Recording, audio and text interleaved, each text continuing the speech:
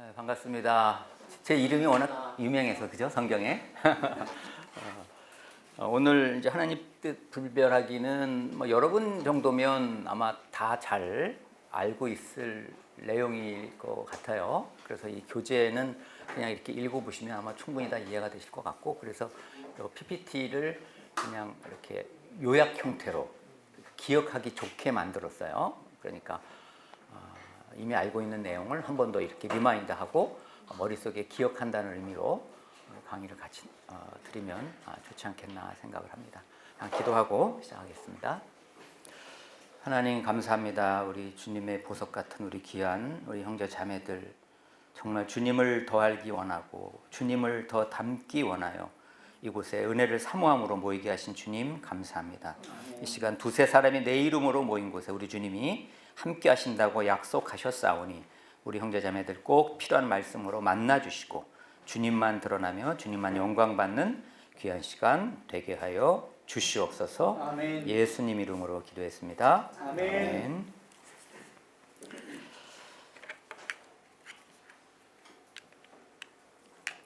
하나님의 뜻 분별하기. 일단 하나님의 뜻을 분별하는 것이 이제 왜 중요한지 간단하게 이렇게 두 가지 정도로 요약을 했습니다. 요한복음 6장 38절 워낙 유명한 말씀인데 같이 한번 읽겠습니다. 시작. 위에서 내려온 것은 뜻을 행하려 하며 나를 보내신 이의 뜻을 행하려 함이라. 예수님이 하신 말씀이긴 한데 이 말씀이 여러분의 고백이신가요? 네. 내가 왜 살지?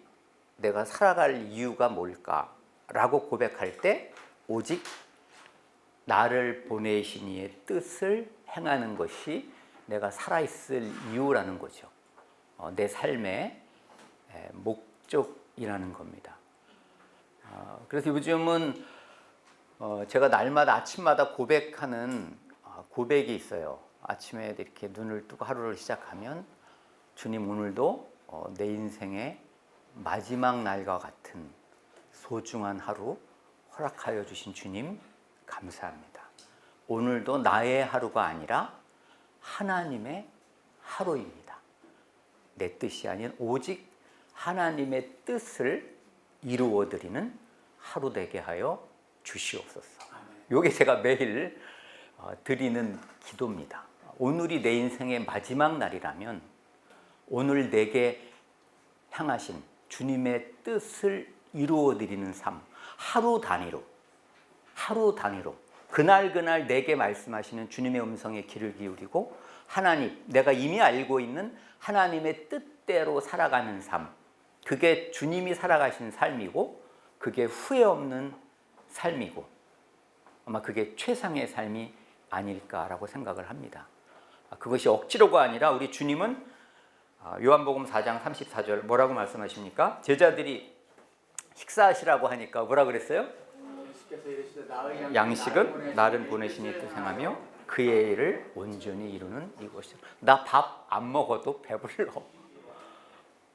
주님은 밥 먹는 것 이상으로 아버지 뜻을 행하는 것을 더 기쁨으로 여기고 그게 삶의 만족으로 여기셨다는 거죠.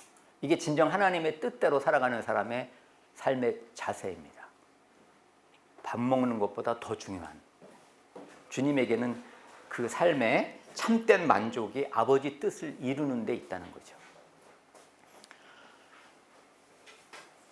하나님의 뜻대로 살아갈 때 우리에게 주어지는 것이 뭡니까? 요한일서 2장 17절 이 세상도 그 정욕도 지나가되 오직 아버지의 뜻을 하나님의 뜻을 행하는 자는 영원히 거하느니라.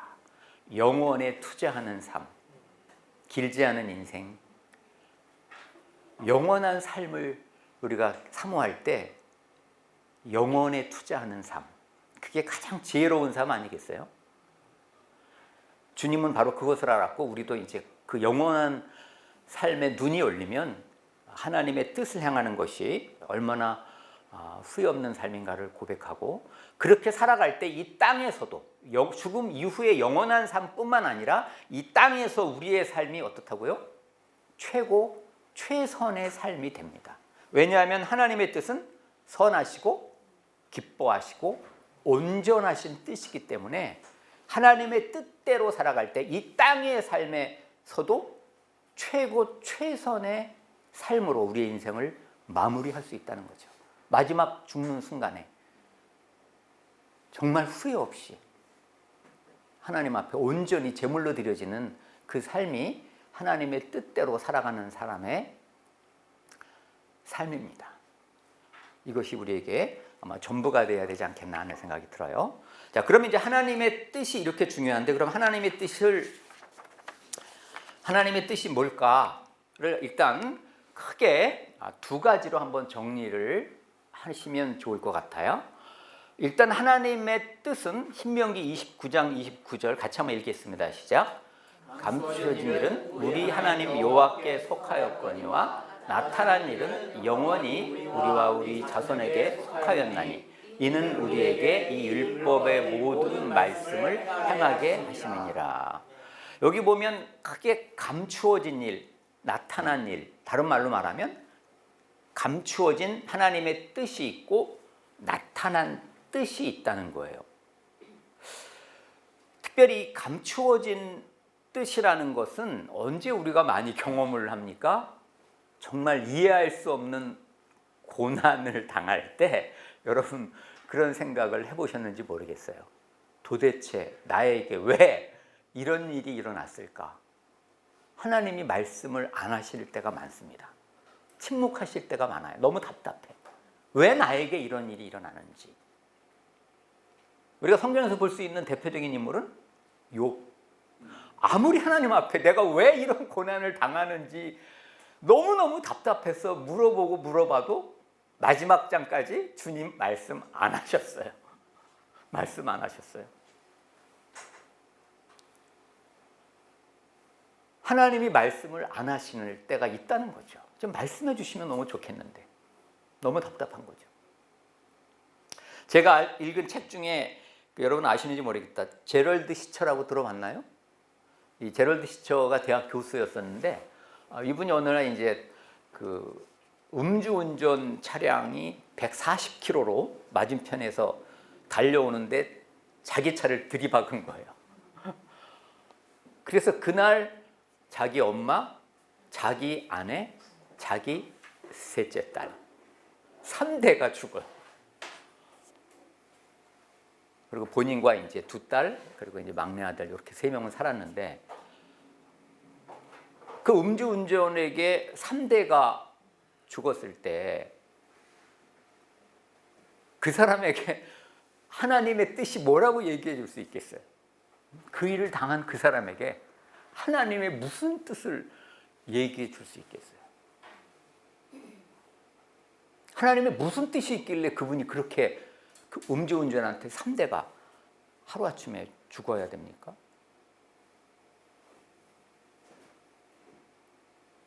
왜 나에게 하나님 이런 일이 일어나게 하셨나요? 아무리 그분이 하나님께 물었을 그게 답이 쉽게 올까요? 참 어려운 거죠.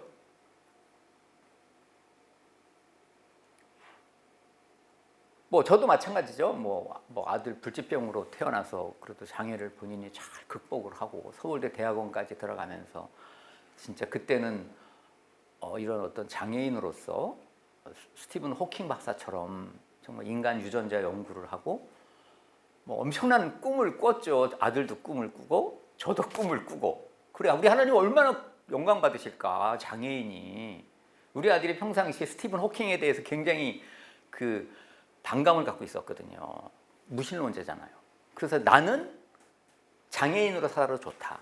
나는 세계적인 과학자가 돼서 정말 하나님의 살아계심을 드러나겠다고 그러면서 이제 인간 유전자를 연구하고 서울대 대학원을 들어간 거거든요. 얼마나 하나님 보시기에 기특할 거예요. 근데 서울대 대학원 하루 들어가고 더 이상 못 다녔죠. 5년을 투병을 하고 또 의식을 잃고 또 8년을 투병을 하고 13년의 고난 끝에 하나님이 천국을 데려가셨는데 그때 상황에서는 도대체 이해가 안 가는 거죠. 아니 뭐 다른 동기도 아니고 하나님의 영광을 위해서 장애를 극복하고 하나님의 영광을 위해서 서울대 대학원까지 들어가는데 뭐 하시는 건가 하나님은? 우리가 어떻게 하나님의 뜻을 다 알 수 있겠어요? 너무 답답한 거죠. 왜 이러시는지. 그 감추는 뜻이 있다는 거예요. 그럴 때 우리는 어떻게 해야 됩니까? 그때는 하나님의 주권적인 영역이에요. 하나님의 말씀을 안 하시고 알려주시지 않을 때가 있어요. 그때는 그게 어찌 보면 우리한테 템테이션도 되지만 테스트도 될 수 있어요. 하나님에 대한 신뢰. 너는 나를 믿느냐? 너는 나를 믿느냐? 하나님은 언제나 선하시고 하나님은 언제나 옳으시다라고 하는 진리. 여러분 믿습니까? 아멘. 그거 너무나 그리스도인이라면 정말 믿고 있는 진리잖아요. 하나님은 언제나 선하시고 하나님은 언제나 옳으십니다. 그 진리가 나에게 고백이 되느냐 안 되느냐는 그런 이해할 수 없는 고난이 닥쳐올 때 그때서야 드러납니다. 내가 하나님을 진정으로 신뢰하는지, 내 믿음이 하나님이 보실 때 정말 순수한 믿음인지는 그때 드러나요. 하나님을 신뢰하면 결국은 욥의 고백, 욥기 42장 5절에 뭐라고 고백합니까? 이해는 못했지만 하나님이 왜 이런 고난을 허락하셨는지 이해는 못했지만 욥의 고난은 어떤 결론이 나옵니까? 내가 죽게 대하여 귀로 듣기만 하였사오나 이제는 눈으로 주를 배움나이다. 그 살아계신 하나님을 만나고 경험함으로 이런 아름다운 고백을 하나님은 하게 하신다는 거죠. 이해할 수는 없지만 우리가 하나님을 온전히 신뢰할 때 반드시 그 고난이 우리에게 유익하다는 거예요. 반드시 유익하다는 겁니다. 유익하지 고난은, 의미 없는 고난은 하나님이 우리에게 허락하지 않으신다는 거예요. 이 부분이 되지 않으면 우리에게 어려운 일이 일어날 때 우리는 뒤흔들리는 거죠. 물론 일시적으로 흔들릴 수는 있겠지만 그것 때문에 완전히 무너져 내리는 사람도 우리 주변에 많잖아요. 너무 안타까운 거죠. 믿는 사람과 믿지 않는 사람이 언제 차이가 정말 나야 될 것 같아요? 고난이 닥칠 때 드러나지 않으면 보여줄 게 없는 거잖아요. 아니 환경이 좋을 때는 다들 안 믿는 사람도 나름 행복하게 잘 살아요. 예수님 필요 없는 거죠. 근데 정말 예수님을 믿는 그 믿음의 진가가 드러날 때는 우리에게 이해할 수 없는 고난이 닥칠 때 그때 나의 반응으로 하나님의 살아계심이 나를 통해서 드러낼 수 있는 기회냐 아니냐. 또 나 개인적으로는 하나님을 더 깊이 만나고 경험할 수 있는 기회가 될 것이냐 아니면 내 인생의 위기가 될 것이냐. 하나님의 감추어진 뜻은 그렇게 우리의 일상 가운데 실제 나타납니다. 우리가 다 하나님의 뜻을 알려고 해서도 안 되고 어떤 때는 알 수도 없어요. 천국 가서야 알게 될 때도 있습니다.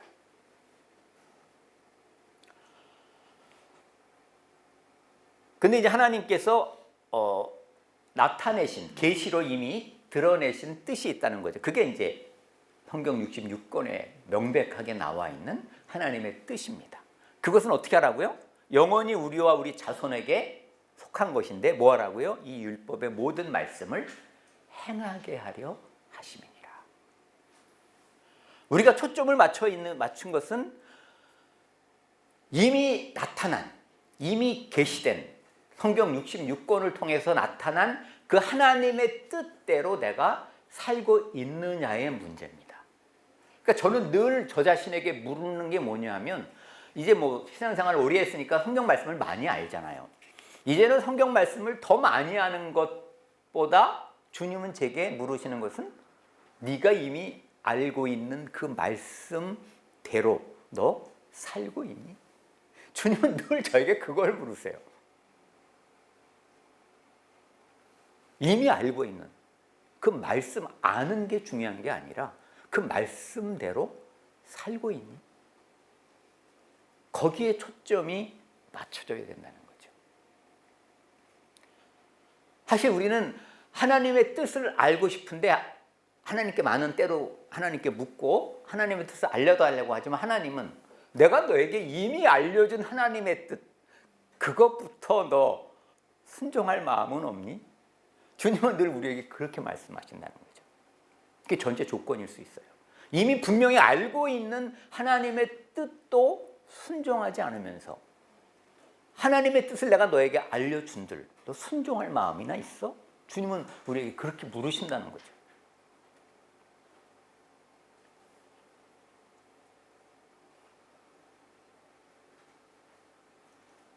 이제 이 두 번째 일반적인 뜻과 특별한 뜻, 방금 말씀드렸던 이 계시된 성경 말씀을 통해서 나타난 하나님의 뜻을 우리가 또 다른 말로 일반적인 뜻이라고 말을 합니다. 그런 의미에서 우리가 살아가는 데 필요한 성공적인 삶이든 정말 모든 인간이 추구하는 행복한 삶이든 그 삶의 원리는 어디에 다 들어있습니까? 성경에 나타나 있습니다. 기록된, 계시된 하나님의 뜻대로 살면 우리는 정말 성공적인 삶, 행복한 삶, 후회 없는 삶을 살죠. 그래서 하나님의 일반적인 뜻은 성경에 나오지만 모든 것이 다 나와 있지는 않죠. 우리가 어떤 선택을 할 때, 어떤 진로를 결정할 때 아무리 성경을 뒤져도 내가 어떤 결정을 해야 될지 안 나오죠. 그런 어떤 특별한 뜻이 있죠. 일상의 삶 가운데 우리의 삶을 인도하시는. 아마 오늘의 제목은 이 특별한 뜻에 대한 분별을 어떻게 할 것인가에 대한 내용이죠. 그죠? 오늘 이 강의의 내용은 이 특별한 뜻을 어떻게 분별할 것인가에 대한 이야기입니다. 근데 대전제는 아까 말씀드린 대로 이미 일반적인 뜻, 이미 분명히 우리에게 알려져 있는 그 하나님의 뜻을 명확히 아는 것이 중요하고 그 말씀대로 사는 게 중요합니다. 그게 어쩌면 기초나 마찬가지인 거죠. 명백히 나타난 하나님의 뜻, 여러분이 물론 성경 전체가 다 하나님의 뜻이지만 중요한 거를 몇 가지를 뽑아낸다면 일단 하나님과 우리와의 관계 속에서 크게 기둥 같은 두 가지가 있죠. 데살로니가전서 4장. 그냥 그거는 다르게 해석될 여지가 없는 거예요. 하나님의 뜻은 너희의 거룩함이라. 그거 다르게 해석될, 그냥 너무나 명백하게 하나님의 뜻은 너희의 거룩함이라. 곧 음란을 버리고 이렇게 이제 시작되는 구약 성경 전체. 하나님은 거룩하니 너희도 거룩할지어다. 하나님과 우리 사이에서 너무나 명백한 하나님의 뜻, 늘 나 자신을 돌아보아야 되는 것이 거룩이죠. 물론 유기성 목사님은 그 거룩을 그렇게 표현하더라고.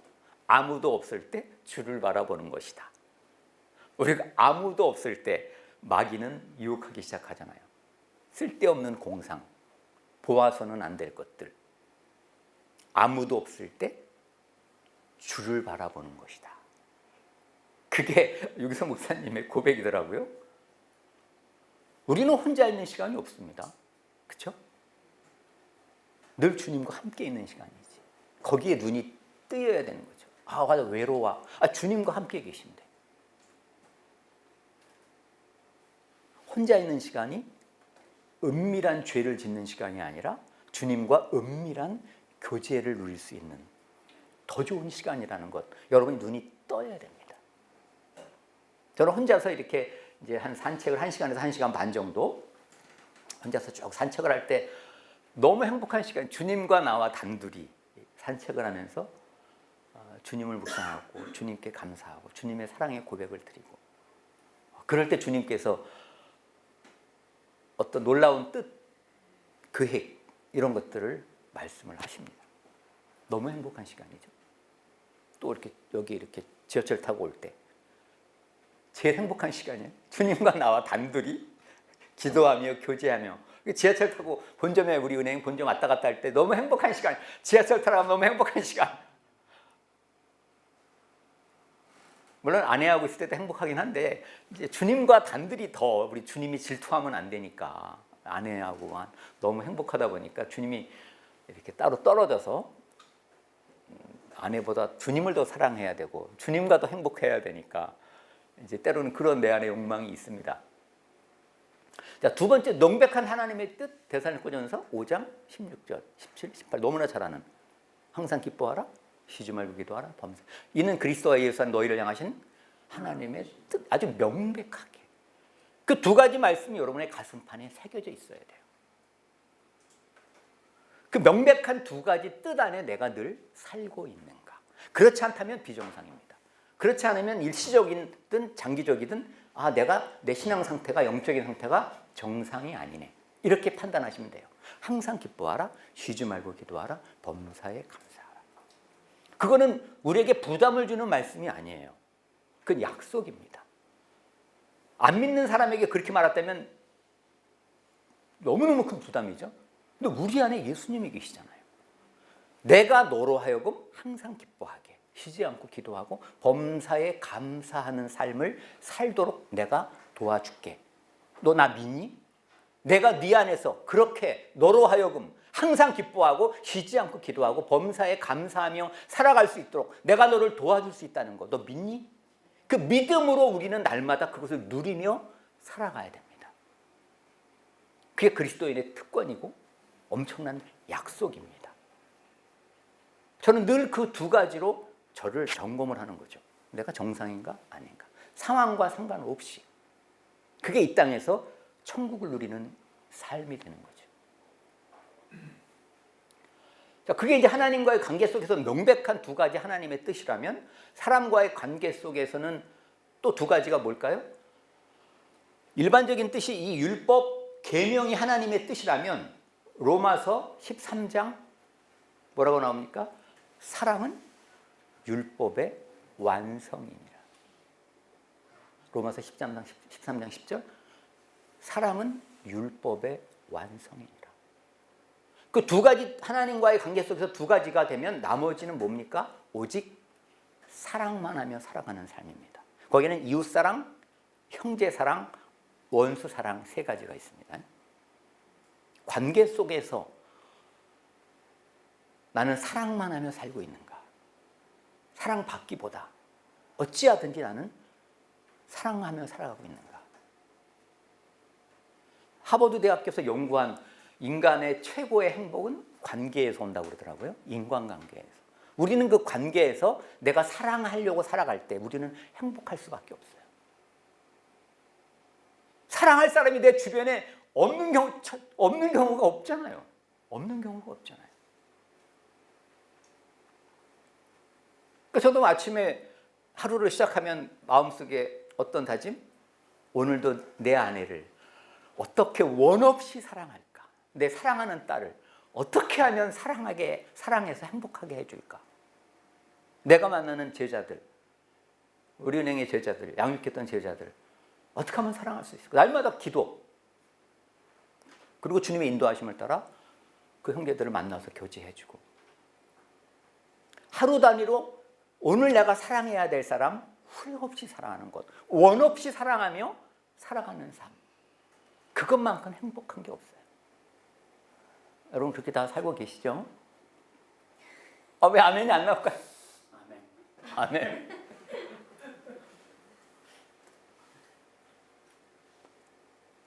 제가 우리 아들을 갑자기 천국 갈 때 누가 알았어요? 그날 내 아들이 천국 갈 줄을 누가 알았냐고. 100% 아니 99% 깨어날 줄 알았거든요. 의식 8년 동안 기도할 때 99% 깨어나는 쪽으로 기도해 왔어요. 근데 그날 새벽에 하나님이 아들을 데려갈 줄을 누가 알았냐. 근데 아들을 떠나보낸 후에 감사한 것은 원 없이 사랑했다는 거. 아들을 원 없이 사랑했다는 거. 여전히 그리움도 있고 여전히 허전함도 있지만 아쉬움은 없어요. 원 없이 사랑했기 때문에. 여러분이 마땅히 사랑해야 될 사람이 주변에 있을 거예요. 알고 있는. 원 없이 사랑하시지 않으면 아쉬움이 나올 수 있어요. 후회함이 있을 수 있습니다. 오늘이 내가 사랑할 수 있는 마지막 날일 수 있다는 마음으로 여러분 사랑하셔야 됩니다. 그게 명백한 하나님의 뜻이에요. 그리고 그 사랑의 정점에는 또 하나의 하나님의 뜻, 요한복음 6장 40절, 영혼 구원이죠. 내 아버지의 뜻은 아들을 보고 믿는 자마다 영생을 얻는 이것이니. 영혼 구원. 그 영혼 구원을 위해 늘 깨어있는 그 삶이 명백한 하나님의 뜻이죠. 그게 될 때 이 특별한 하나님의 뜻을 분별하기 위한 여러분이 기초를 쌓게 된 겁니다. 자, 이해가 되시죠? 자, 그러면 이제 하나님의 뜻을 분별할 때 어떻게 하면 더 잘 분별할 수 있을까? 어떻게 하면 더 잘 분별할 수 있을까? 세 가지만 말씀을 드릴게요. 세 가지. 동행, 동기, 순종. 이렇게 세 가지를 머릿속에 꼭 기억해 두시기 바랍니다. 이 동행이라는, 친밀히 동행이라는 단어는 아마 우리가 그 아브라함을 생각해 보면 알 거예요. 아브라함을 하나님이 야고보서 2장 23절에 보면 하나님의 벗이라고 불렀어요. 그죠? 아브라함을 하나님이 벗이다, 친구라고 불렀기 때문에 우리가 잘 아는 창세기 18장 17절에 보면 소돔과 고모라를 멸망시키기 전에 하나님이 아브라함에게 뭐라고 그럽니까? 내가 하려는 것을 아브라함에게 숨기겠느냐? 너 나랑 친하지? 내가 너한테 차마 숨길 수가 없다는 거예요. 소돔과 고모라를 멸망할 계획을 아브라함에게 숨길 수 없다. 왜냐하면 친구 사이다 보니까. 그게 친밀히 동행한다는 의미입니다. 예수님은 우리를 친구로 부르시기를 원하십니다. 그 말은 친밀한 관계를 유지하고 싶다는 거죠. 친구처럼, 부부관계처럼 그런 친밀한 관계, 거기서 오는 예수님으로 오는 그 친밀함이 우리에게 행복을 안겨다 주는 것이고 예수님 한 분이면 충분합니다 라는 고백이 나오게 만드는 거죠. 그 친밀한 동행으로 여러분이 나아가면 나아갈수록 하나님의 특별한 뜻을 분별하기는 점점점 더 쉬워진다는 거예요. 이해가 되시죠? 아멘. 근데 이제 그런 동행의 대전제는 뭐라고요? 시편 40 아모스 3장 3절에 대전제가 뭐라고요? 두 사람이 뜻이 같지 않은데 어찌 동행하겠으며. 최소한 대전제는 이게 뜻이 맞아야지 동행이 된다는 건데 하나님이 내 뜻에 맞춰야 됩니까? 내가 하나님 뜻에 맞춰야 됩니까? 당연히 하나님의 뜻에 맞추는데 하나님의 뜻에 억지로 맞추면 친구는 아니야. 주정관계지. 그래서 하나님께 어떻게 맡긴다? 시편 다윗이 고백한 것처럼 즐거이 하나님의 뜻에 맞추고 하나님의 뜻대로 살아가는 삶이 나의 즐거움이 되어질 때 그게 동행의 대전제입니다. 즐거이. 그리고 동행에 더 깊이 나아가려면 날마다 여러분이 아침에 눈을 뜨는 순간부터 뭘 생각해야 되냐? 여러분 예수님이 육체로 계실 때 제자들하고 3년 동안 살 때 제자들은 눈을 딱 뜨면 누구를 바라봅니까? 예수님이 보이잖아요. 오늘 예수님 어디로 가실라나? 그러니까 제자들의 머릿속에는 눈 뜨는 순간부터 오늘 예수님 어디로 가실라나? 그 주님의 하루하루 인도함을 받는 삶이 제자들의 삶이에요. 예수님이 부활하셔서 육체로 승천하시고 보혜사 성령 그분이 누굽니까? 예수의 영이에요. 그리스도의 영이시라고요. 육체로 계시다가 예수님 부활 승천 이후에는 영으로 제자들 안에 오시고 제자들과 함께 하셨어요. 그런데 여전히 제자들은 아침에 눈을 뜨는 순간부터 오늘 주님 어디로 갈까요? 주님의 인도하심을 받는 삶을 살지 않았겠어요? 내 안에 계신 그 주님을 보이지는 않지만 보이는 분처럼 바라보지 않았겠냐고요. 그 주님의 하루하루, 하루 단위로 주님의 인도하심을 따라 살아가는 삶, 그게 동행의 시작입니다. 그게 동행의 시작이에요. 그래서 그 주님을 생각하는 것, 나중에도 나오겠지만 주님은 우리의 생각을 통해서 말씀하시기 때문에 내 생각 속에 주님을 모시는 거죠. 늘 주님을 의식하는 거예요. 주님의 음성에 귀를 기울이는 거예요. 주파수를 주님께 맞추면서 주님의 인도하심을 따라 살아가는 삶을 살아갈 때 그게 친밀한 동행으로 나아가는 길입니다. 그런 분들에게는 하나님의 특별한 뜻을 분별하기에 그렇게 어렵다고 느껴지진 않아요. 시간은 걸릴 수 있죠. 주님의 인도하심을 따라서. 그 과정이 중요하기 때문에. 그래서 이 동행, 주님과의 친밀한 동행에 여러분이 힘쓰시면 하나님의 특별한 뜻을 알아야 될 때 그렇게 혼란스럽지 않다는 거죠. 이해가 되시죠? 자, 두 번째는 동기입니다. 하나님의 뜻을 알고자 하는 동기를 점검하셔야 해요. 늘. 여러분은 안 그렇지만 많은 분들이 이 점쟁이에게 물어보듯이 하나님의 뜻을 알고 싶어요. 그런 동기로. 이해가 되십니까? 점쟁이 찾아가는 사람들의 동기는 뭐예요?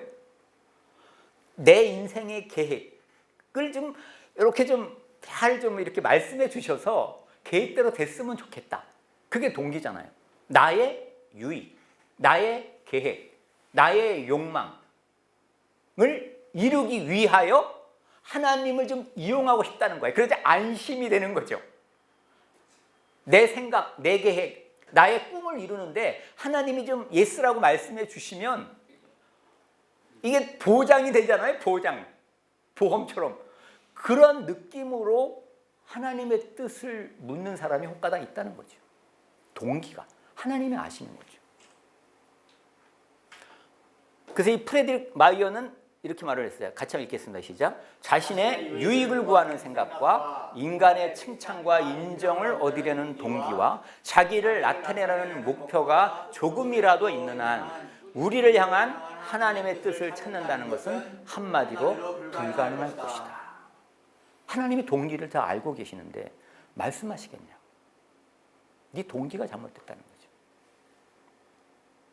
그래서 달라스 윌라드는 이렇게 말합니다. 하나님의 영광과 그 하나님 나라의 진보에 헌신된 자들의 몫이다. 즉 그분을 닮는 것보다 더 귀한 것이 없다고 생각하는 주님의 제자들에게 주어주는 것. 이런 동기로 여러분이 하나님의 뜻대로 살아가면서 때로 특별한 하나님의 뜻을 알고자 할 때 하나님이 왜 알려주시지 않겠느냐, 그런 말씀이에요. 이해가 되시죠? 자, 세 번째는 순종인데, 이제 이건 아마 여러분 이용규 선교사님한테 많이 들었을 거예요. 이용규 선생님 워낙 그 하나님의 음성 듣기 잘하잖아요. 하나님의 음성을 듣는다는 것, 하나님의 뜻을 분별한다는 건 같은 문맥이니까 그분께 어떻게 하면 하나님의 음성 잘 들을 수 있어요? 항상 얘기하는 게 100% 순종하려고 하면 하나님의 뜻을 모를 수가 없다. 이렇게 늘 이용규 선교사님은 말씀하세요. 우리는 많은 경우 하나님의 뜻을 구하지만 한번 들어보고 나한테 맞으면 순종하고 조금 어렵거나 안 맞으면 순종 안 할 생각이 한쪽에 살짝 있을 수가 있다는 거죠. 그러면 주님이 말씀 안 하실 수 있다는 거예요. 성경에 보면 그런 예화 많이 있잖아요. 찾아가서 묻기는 하되 이미 마음에 이미 결정을 해놨어. 그게 내 생각과 내 뜻대로 맞으면 순종하지만 아니면 순종 안 할 생각으로 묻는 그런 예화가 성경에 많이 나온단 말이죠. 그래서 예수님이 요한복음 7장 17절이 이 말씀이 그래서 나온 거죠. 하나님의 뜻을 말씀하시면 말씀만 하십시오. 순종할 마음으로 묻는다면 왜 모르겠느냐? 왜 모르겠느냐?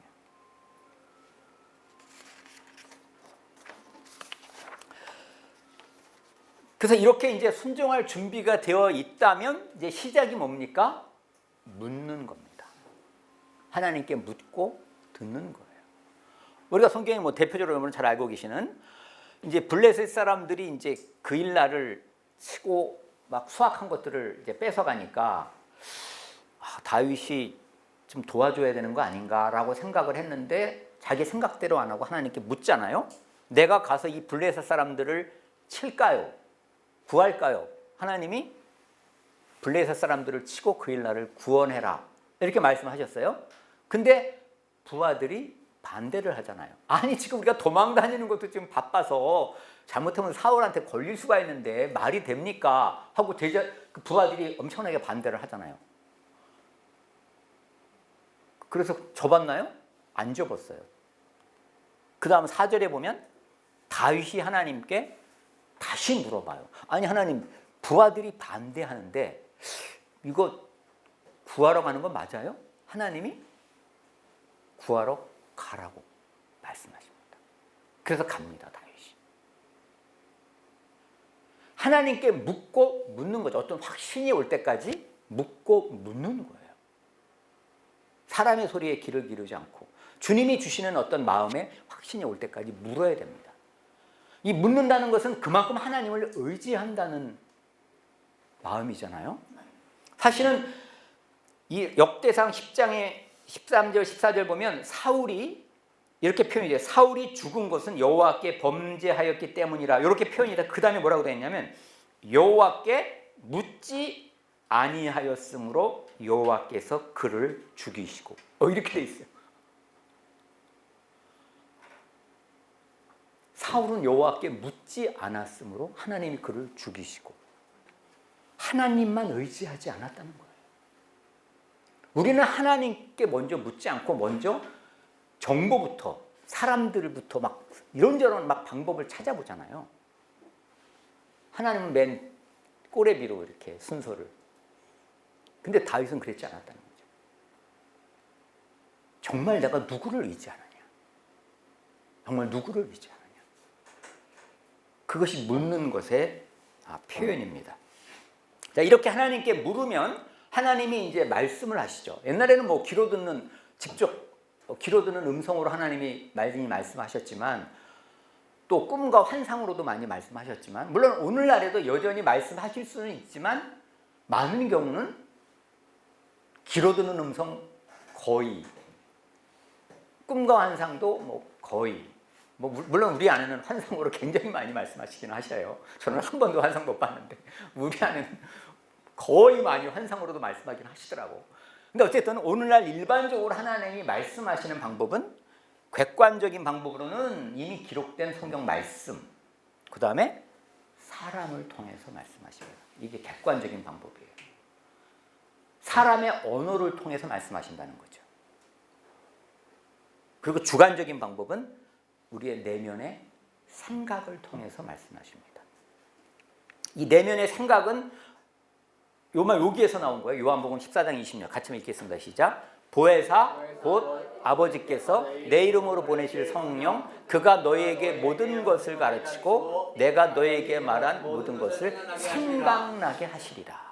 요 생각나게 하시는 방법을 저 내면의 생각, 주님이 객관적인 방법과 주관적인 방법, 요 세 가지로 우리에게 말씀을 하십니다.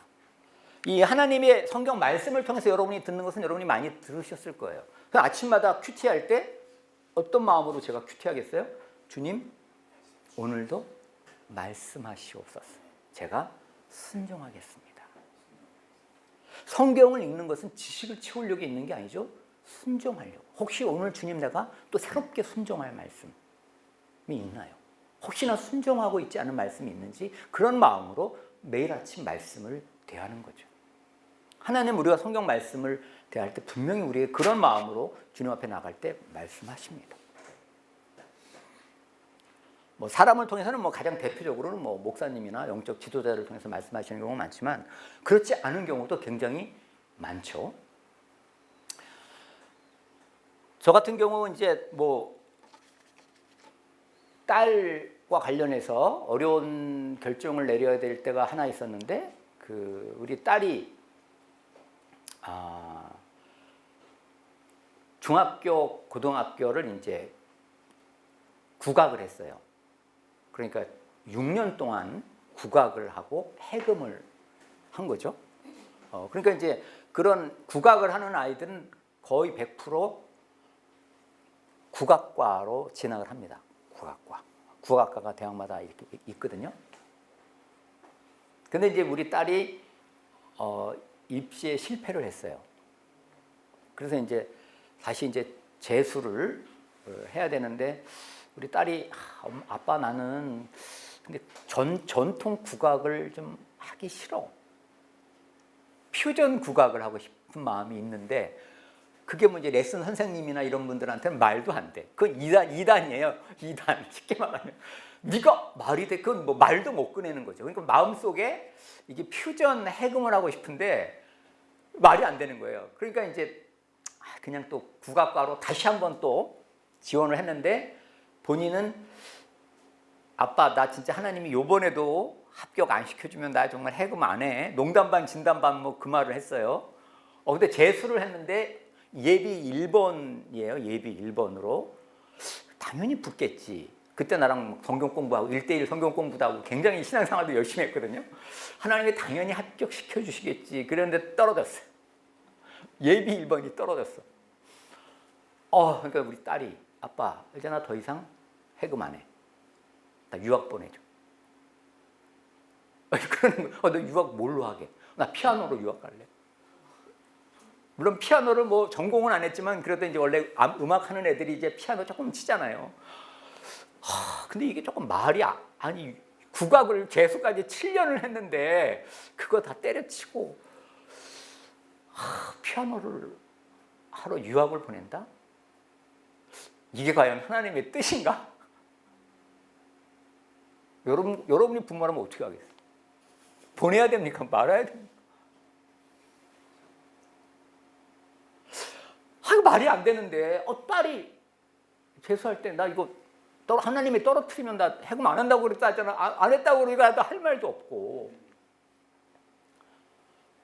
이게 말이 안 돼. 물론 경제적으로도 쉽지 않았지만 뭐 그거는 내려놓다 치더라도 해금을 7년 동안 했는데 보내는 게 맞나. 또 하나는 아직 신앙이 홀로서기가 안 돼 있는 거죠. 홀로서기가 안 된 상태에서 유학을 보낸다? 우리 딸아이의 신앙이 망가지면 어떡할까 하는 그 불안함이 있는 거예요. 그 두 가지가 딱 걸리니까 하나님이 명백하게 보내라고 말씀하시지 않으면 보낼 수가 없는 거예요. 하나님의 뜻이 뭔가.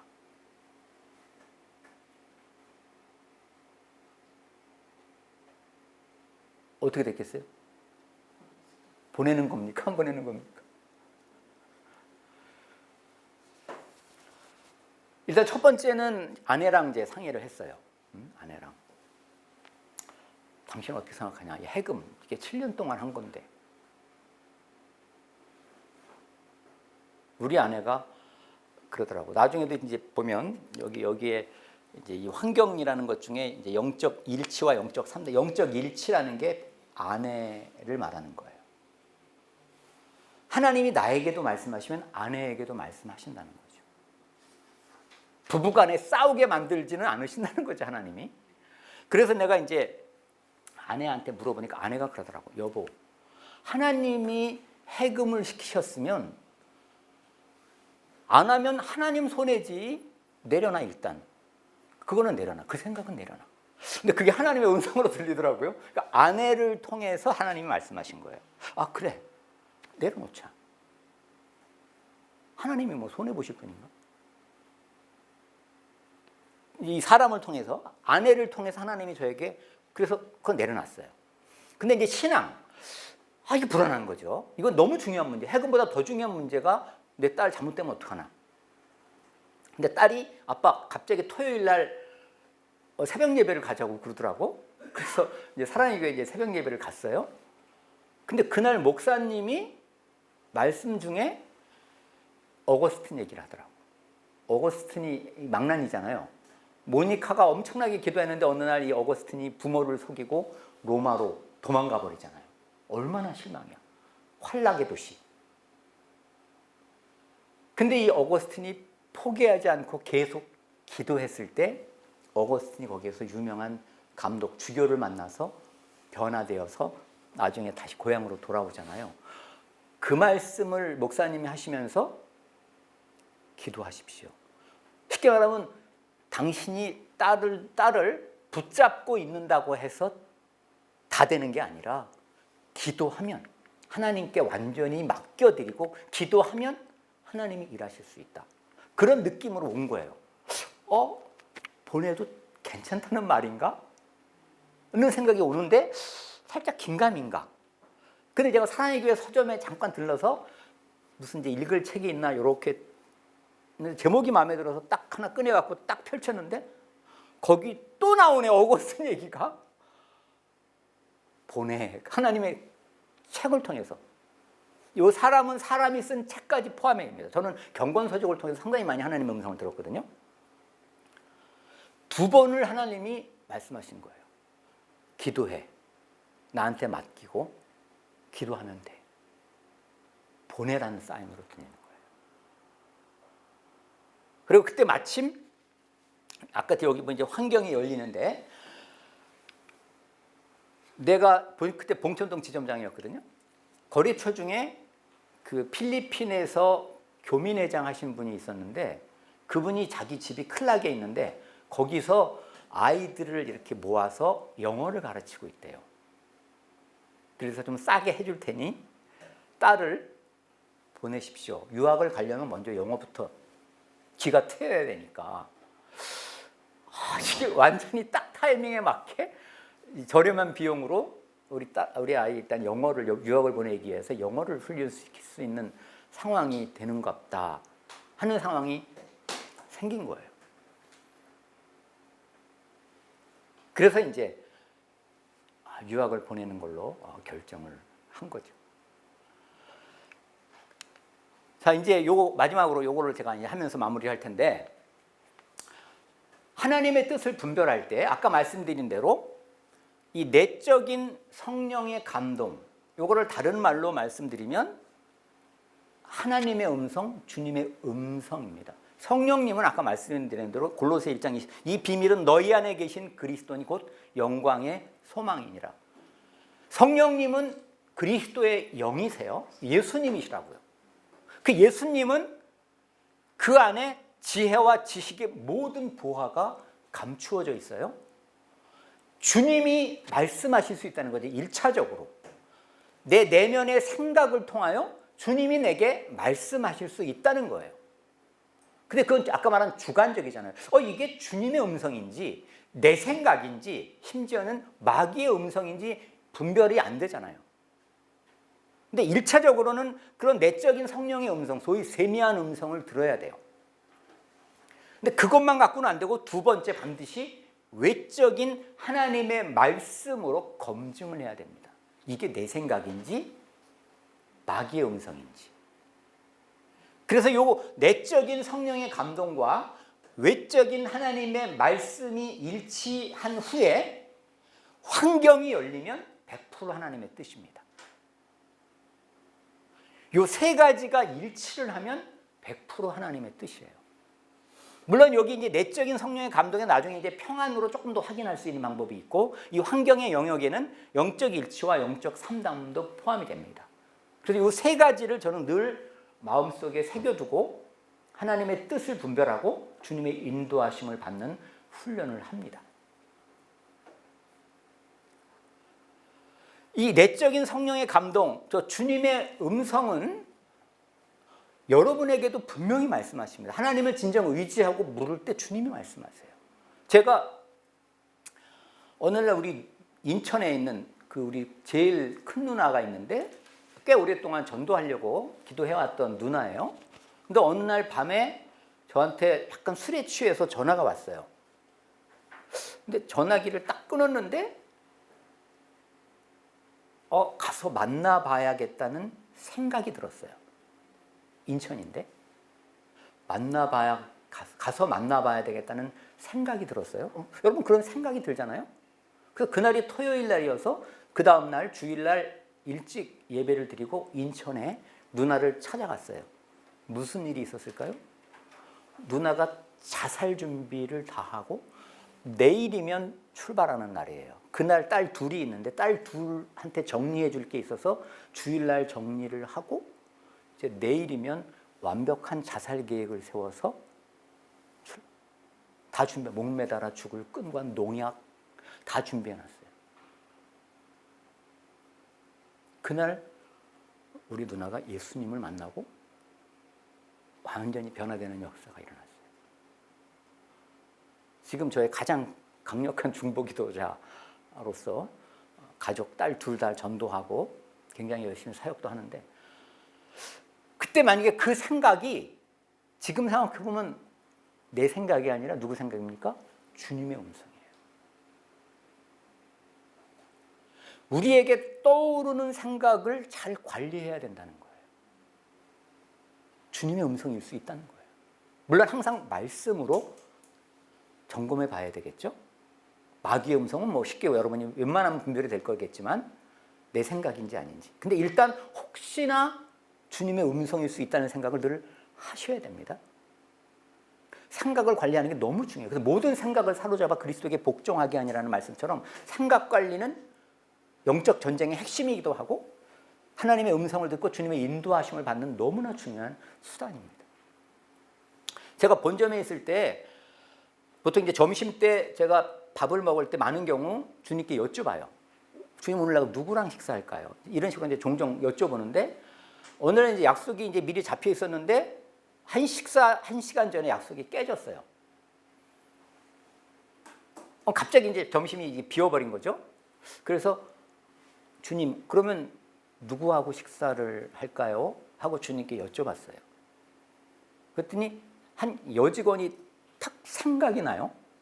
근데 그 여직원이 누구냐면, 저는 그때 이제 서무 기획 담당을 하고 있었는데 그 직원은 이제 수입 파트의 한 여직원인데 그날이 금요일이었어요. 그 여직원이 내가 이제 서무다 보니까 금요일까지 근무하고 은행을 그만두고 혼자서 이제 해외 어학연수를 떠나는 여직원이었어요. 근데 은행의 마지막 날 점심시간인데 그쪽에 수입 파트 직원이 한 100명도 넘는데 점심 약속이 없을 리가 없다는 생각이 들었지만 혹시나 주님이 주신 생각인가 해서 제가 전화를 했어요. 혹시 오늘 점심 약속 있냐? 없대. 1시간 전인데 마지막 날, 은행 마지막 날 점심 약속이 없어. 느낌이 이게 주님이 뭔가 이 여직원을 만나라는 어떤 인도하심이겠다는 생각이 들어서 만났어요. 내가 밥을 사주고 이제 물어봤죠. 혹시나 이제 은행 그만두고 혼자서 외국에 나가는데 좀 뭐 걱정되는 일 없냐? 그랬더니 많이 이렇게 걱정이 된다고 그러더라고. 혼자 나가서 생활한다는 게. 그러면서 갑자기 나한테 묻지도 않는 말을 하는 거예요. 근데 부부장님은 항상 얼굴이 평안해 보이세요. 내가 묻지도 않았는데. 그 말을 딱 듣는 순간에 주님이 이 영혼 인도하라는 사인으로. 그래서 내가 내 얼굴이 왜 이렇게 항상 평안한지 그 비결을 알려줄까? 그랬더니 알려주세요. 그래, 빨리 밥 먹고 내가 알려줄게 하고 이제 휴게실에 가서 한 30분 동안 복음을 전하고 예수님을 기쁜 마음으로 영접하고, 정말 은행 마지막 날 이런 너무 귀한 선물을 주셔서 감사하다고, 외국 나가면 꼭 교회 생활, 신앙생활 하겠다고, 나중에 열심히 잘하고 있다고 이렇게 연락이 왔더라고요. 주님이 우리의 생각을 통하여 사도행전의 빌립을 인도해서 간다게 네시한테 인도했잖아요. 오늘날도 주님은 우리가 늘 깨어서 주님의 인도하심을 구할 때 생각을 통해서 말씀하신다는 거예요.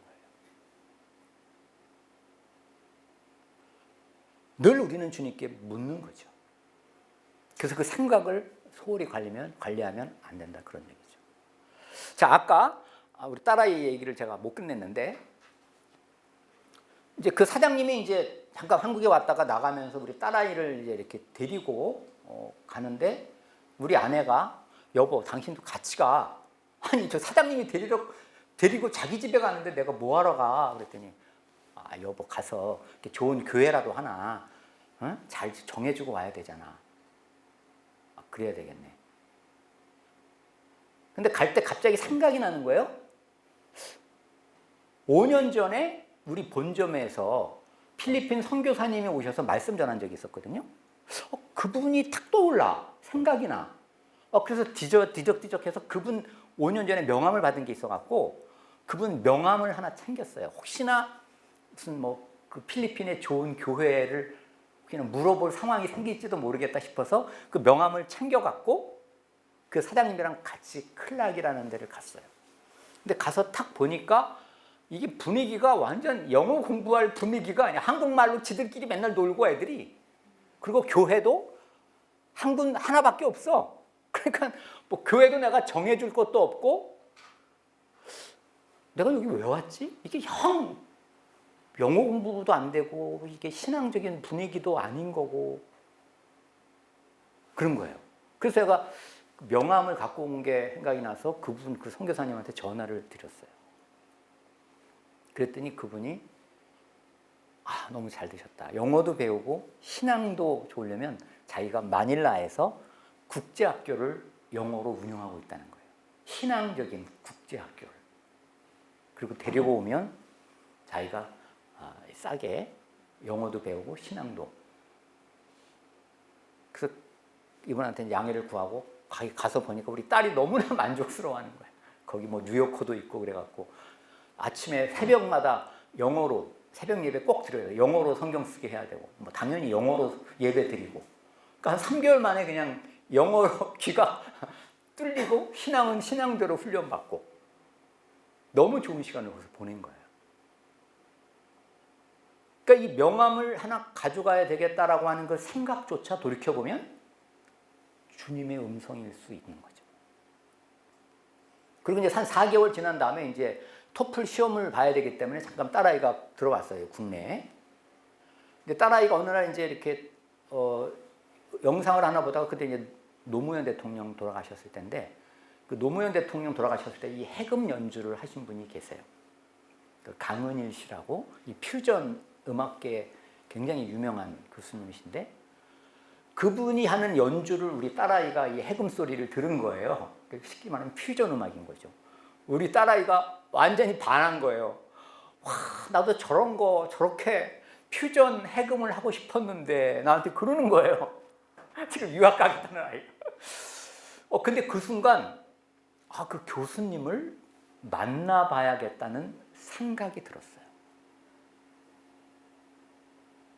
근데 내가 왜 만나고 싶었냐면 딸아이가 유학을 하더라도 이 해금을 계속 할 수 있는지 없는지 이 상황을 좀 말씀을 드리면 뭔가 그분에게 어떤 답을 얻을 수 있다는 생각이 들어서 만나보고 싶었는데 알아갖고 제가 이제 그분 핸드폰을 받아갖고 전화를 드렸더니 그분이 전화로 말씀하세요.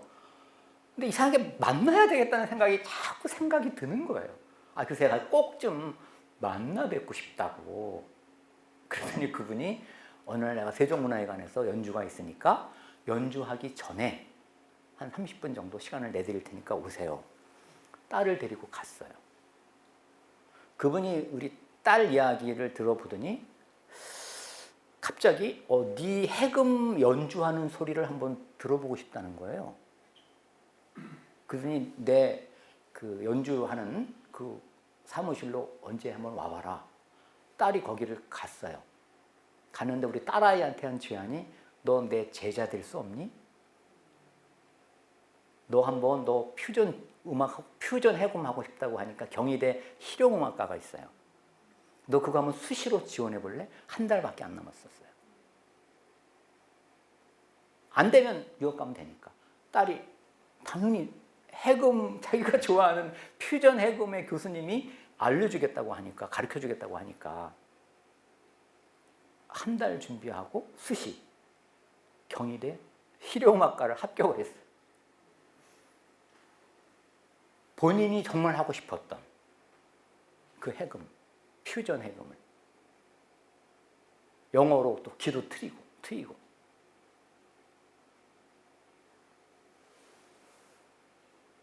그때 저에게 떠올렸던 그 생각들이 돌아보면 다 주님의 음성이었어요. 그분을 만나고 싶은 생각부터 시작해서.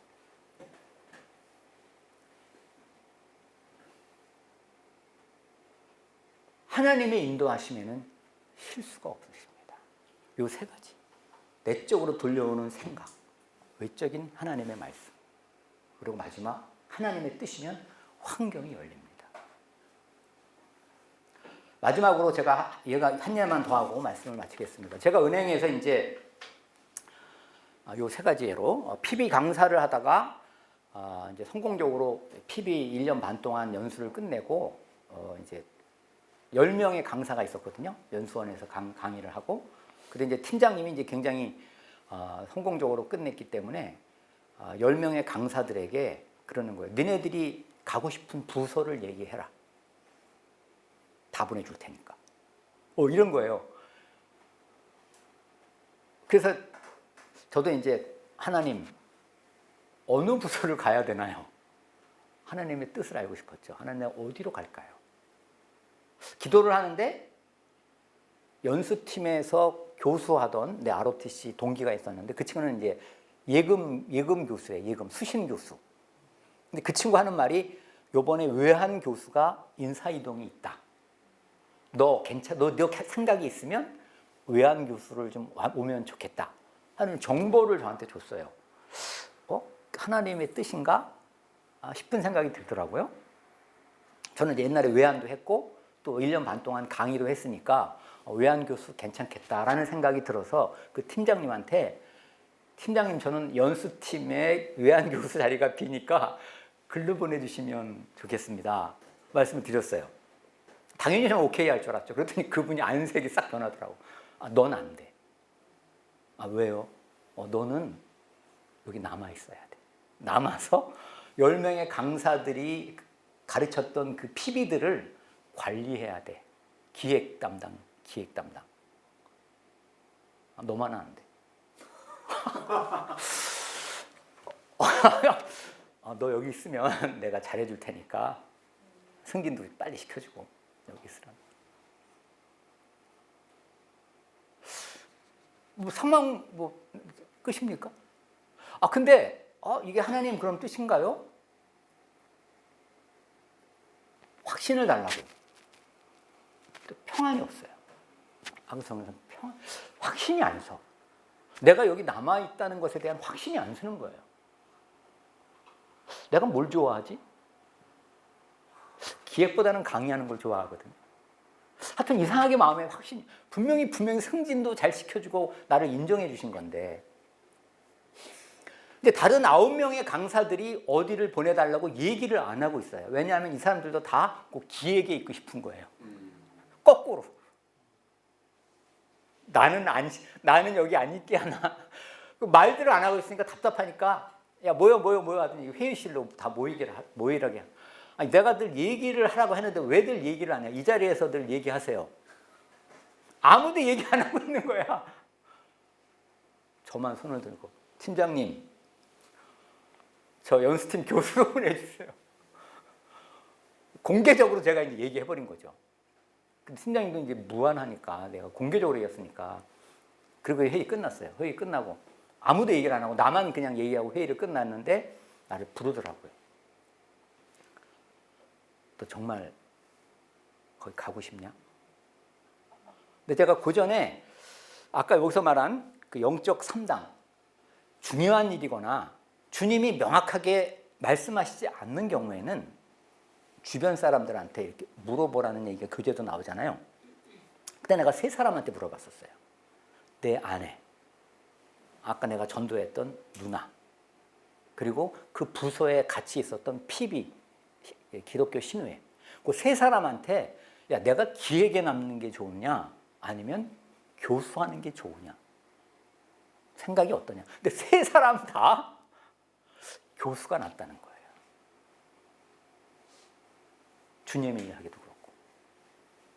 그래서 제가 이제 확신을 갖고 연수팀 교수로 보내달라고 했던 거였거든요.